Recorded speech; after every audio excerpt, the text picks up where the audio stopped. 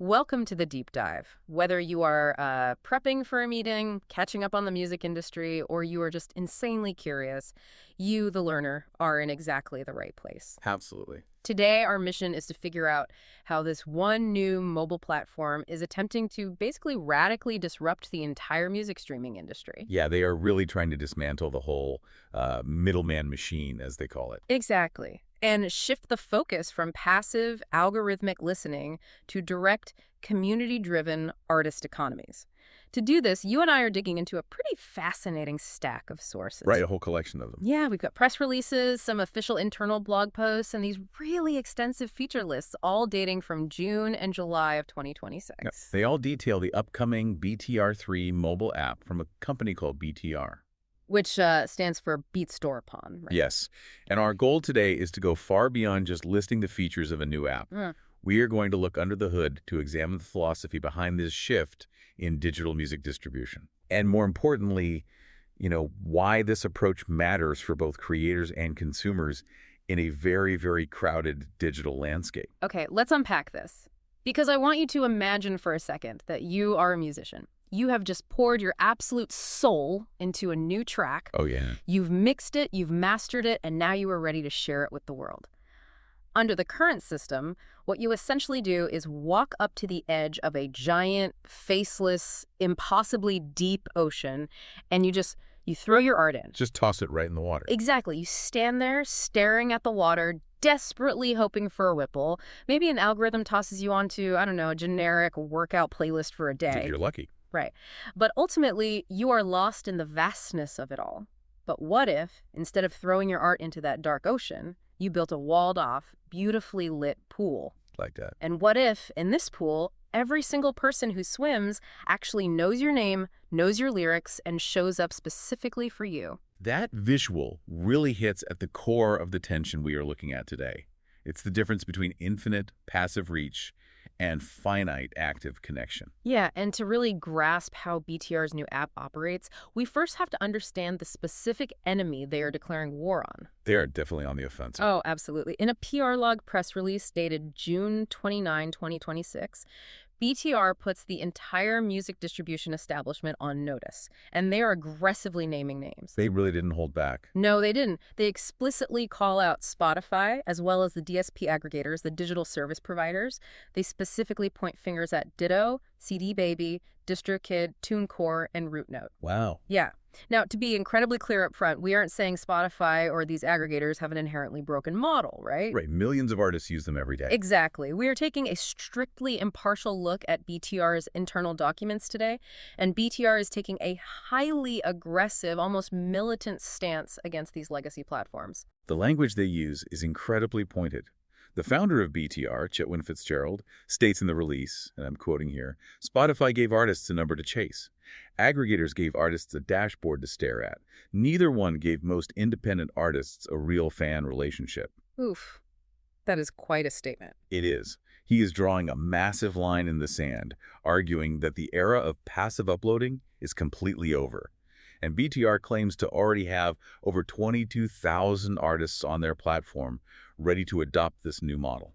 I have to pause and push back on that narrative for a second, though. Go for it. Wait, aren't dashboards and widespread zero-barrier distribution exactly what independent artists begged for over the last decade? That was the dream, yeah. Right. For years, the ultimate indie dream was to get your music onto the major platforms without needing to sign away your masters to a major record label. Exactly. So saying they are trapped by a dashboard feels a bit like, I don't know, someone being incredibly proud that they finally bought a massive megaphone, but they don't realize they are just standing in an empty canyon shouting at the rocks.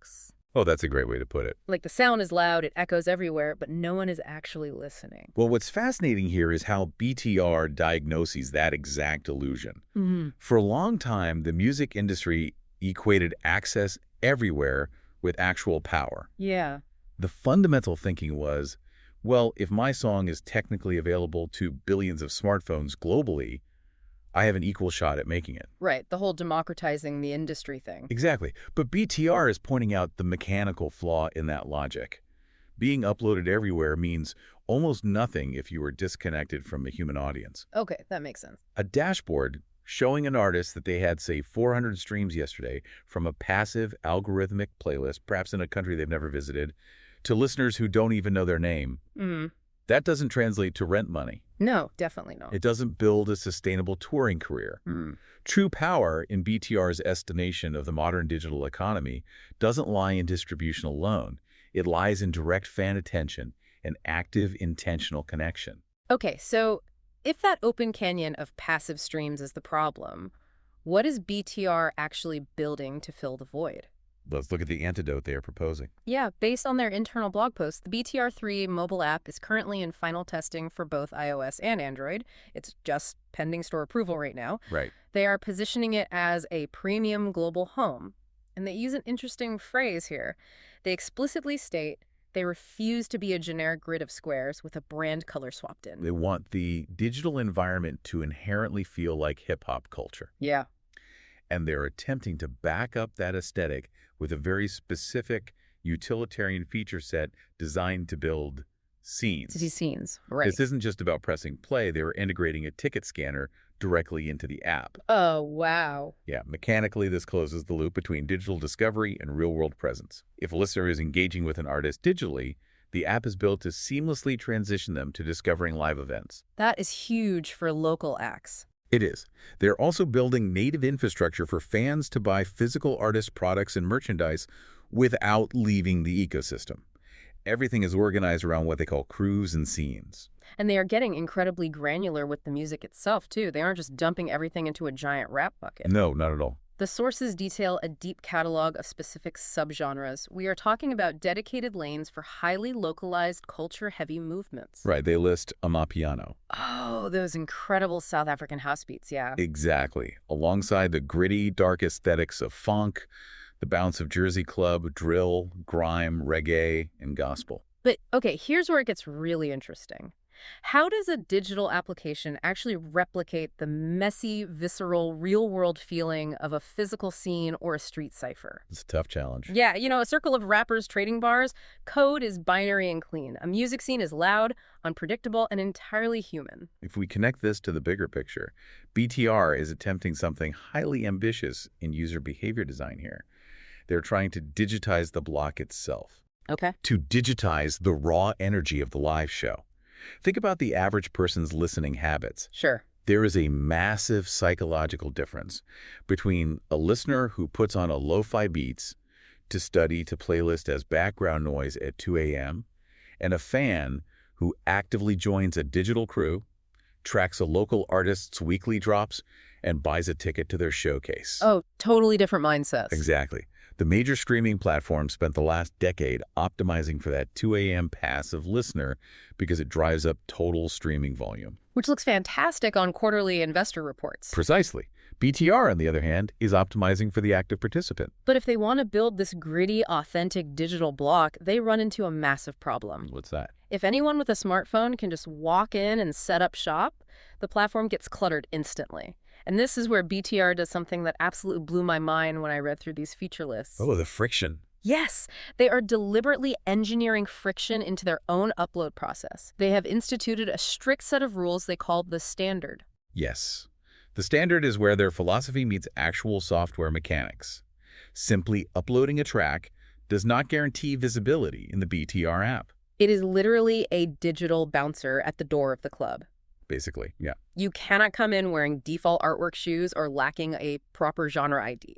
To get your track approved and pushed to listeners, you need custom cover art. No default gradients. No blanks, no placeholders. You have to assign correct primary and subgenres so their categorization actually works. Your artist profile must be completely filled out. Meaning a real biography and a real image. Right. No blank gray avatars allowed. Yeah. Your metadata, you know, the underlying text that tells the system who wrote the song, who produced it, and what year it came out, has to be perfectly clean. That's a lot of work. It is. And you have to have actively accepted their current payout terms. And the consequences for falling short are immediate and mechanical.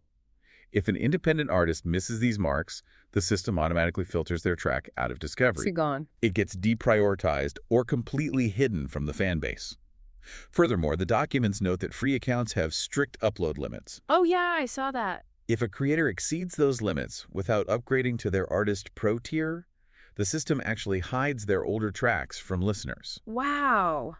The digital bouncer literally puts his arm across the door and says, "Not tonight, go home and fix your metadata." Essentially, yes. But, I mean, think about the last time you opened a major streaming app or a video platform and how much time you wasted skipping past low-effort, poorly labeled tracks just to find something of quality. Oh, it's exhausting. BTR is trying to eliminate that user fatigue by forcing the artist to do the heavy lifting before the track ever goes live. We really should pause on the brilliant contradiction of this strategy, though. Yeah, let's look at that. For the last 10 to 15 years, the golden rule of Silicon Valley tech platforms, from social media to video sharing to music distribution, was zero friction. Right, make it as easy as possible. Platforms wanted to make it unbelievably easy for anyone to upload anything, instantly.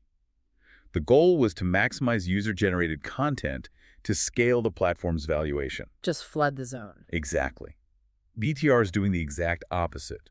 By demanding that independent artists treat their profiles like a meticulously managed real storefront, they are reintroducing friction as a quality control mechanism. That's a huge pivot. They're betting that a platform flooded with low-effort, incomplete uploads actually damages the ecosystem for the serious artists who are trying to make a living. Okay, so let's say a serious artist passes the bouncer. They put in the work, set up their immaculate storefront, and get their tracks approved. Having a clean storefront doesn't automatically mean you have anything to sell. Right. So how is BTR actually helping these artists create the music they are gating so heavily? This brings us to the BTR artist economy and their massive suite of AI tools. Yes. But let's talk about the money first, because their model is pretty wild. The mobile streaming payouts come from what they call a discretionary payout pool. This is a radical mechanical departure from the standard industry model. There is no fixed per-stream rate. None at all. A major DSP might pay, say, 0.003 of a cent every time a song is played. BTR doesn't do that. So how does it work? Your payout depends on the total size of the pool, your specific share of eligible activity, and incredibly strict fraud and integrity checks. Right, the active listening thing. Exactly. It explicitly requires active listening from a signed-in user. Payouts are handled via platforms like PayPal or Payoneer, subject to regional availability. But the fine print is glaringly clear here. BTR guarantees absolutely no fixed earnings. I want to try an analogy here to see if I have the mechanics right. Go ahead. It sounds less like a giant corporate supermarket where a banana always costs exactly 25 cents no matter what, Wow. and more like a local farmer's market co-op. In the co-op, the day's total profits are gathered up and divided at the end of the day based on which farmer brought in the most active, engaged customers, rather than just counting how many people absent-mindedly walked past the stall. That is an excellent way to visualize it, and that structure is vital for how they handle the creation side of the platform. Because to earn a share of that co-op, artists need really high-quality music. And to make that music, the Artist Pro tier unlocks a staggering arsenal of AI tools. It really is extensive. Yeah. They feature stem splitters, which, for those who might not mix music, allows an artist to take a fully mixed song and isolate just the piano, or strip out the guitar, orchestral elements, or vocals into 4 or 6 separate audio files, or stems. Very powerful stuff. They also offer an AI vocal cleaner that can take a rough bedroom recording and make it sound studio quality. They have AI auto-tune, an AI rap lyric generator, and an AI rap name generator. They've thought of almost everything. They really have. They even have an AI music promo maker. From what the feature list says, you just upload your finished track and a static 2D image, and the AI analyzes the audio transients, the beats, and the rhythm, Right. and it automatically generates a dynamic, moving social media promo reel with beat-synced visual effects.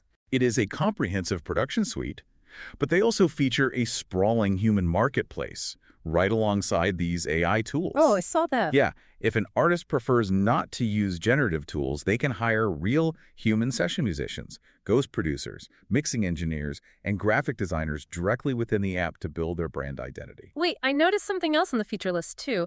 They also include an AI music detector designed to flag AI-generated music and vocals, sitting right there next to all the tools that generate AI music. Yes, they do. So what does this all mean? I have to throw a massive pushback at this entire model. Let's hear it. First, isn't a discretionary pool with no fixed rate just replacing Spotify's opaque algorithm with another completely opaque system controlled entirely by BTR? That's a fair question. And second, Isn't it wildly ironic that they are declaring war on the cold, unfeeling machine of the legacy music industry while simultaneously offering a massive suite of artificial intelligence production tools? It seems like a huge contradiction. Right. How does generating lyrics with an AI reconcile with digitizing the gritty, authentic human reality of a street cipher? This raises an important question. Yeah. And you've zeroed in on the central tension of BTR's entire project. Let's break it down mechanically, starting with the payout pool. Okay, let's start there.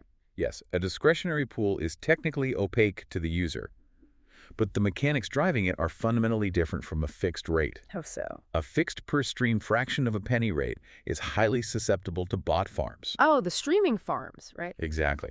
Malicious actors set up servers in warehouses, spinning up thousands of virtual phones that play tracks on silent, 24 hours a day, 7 days a week. Just farming pennies.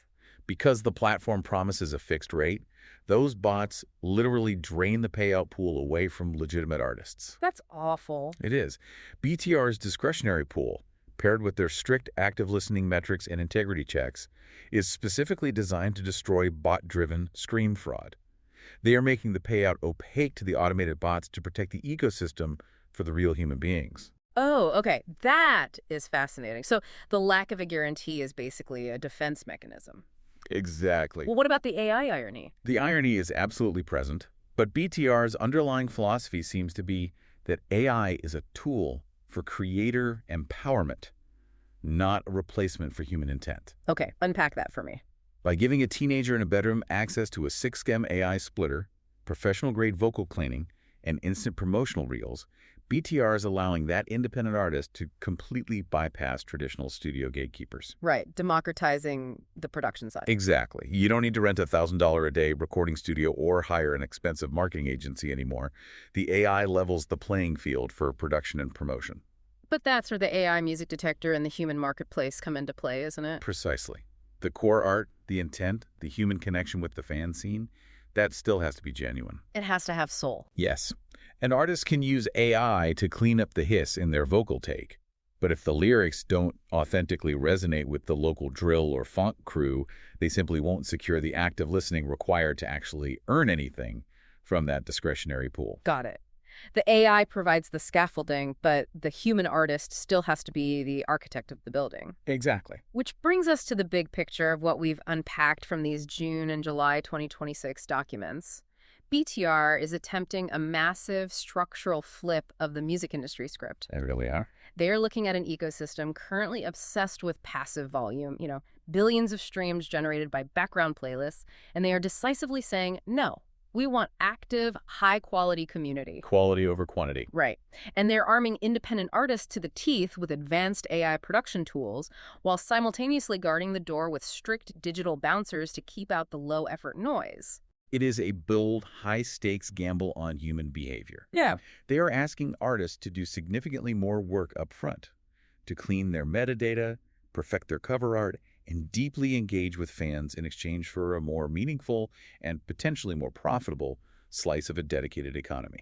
And for you, listening right now, this philosophical shift impacts your daily digital life in a very real way. Oh, absolutely. If you are a casual listener who wants to support a local artist, a platform built like this finally gives you a mechanism to be more than just a fraction of a cent on a corporate dashboard.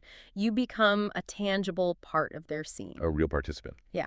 And if you are a creator who's exhausted from shouting into the void of the internet canyon, BTR is offering a blueprint for how to build a real storefront where the people who walk in actually care that you are there. The transition from the sprawling upload anything era of the early 2020s to an era of highly curated, community-driven platforms will certainly not be seamless, but it reflects a deep, growing exhaustion with the current state of infinite digital media. It really does. Which leaves me with this final thought for you to mull over long after we wrap up today's deep dive. Let's hear it. If BTR's model succeeds, if they can mathematically prove that quality, high friction, and exclusive walled communities are ultimately more valuable than open, infinite scrolling, will the rest of the internet follow their lead? Are we moving away from the chaotic open ocean platforms where anyone can dump anything at any time and back toward highly curated walled gardens where friction is viewed as a feature, not a bug? That's a huge question. And if the digital bouncer becomes the new standard everywhere online, what does that mean for the absolute beginner sitting in their bedroom who just wants to throw their very first highly imperfect piece of art into the water to see if it makes a splash?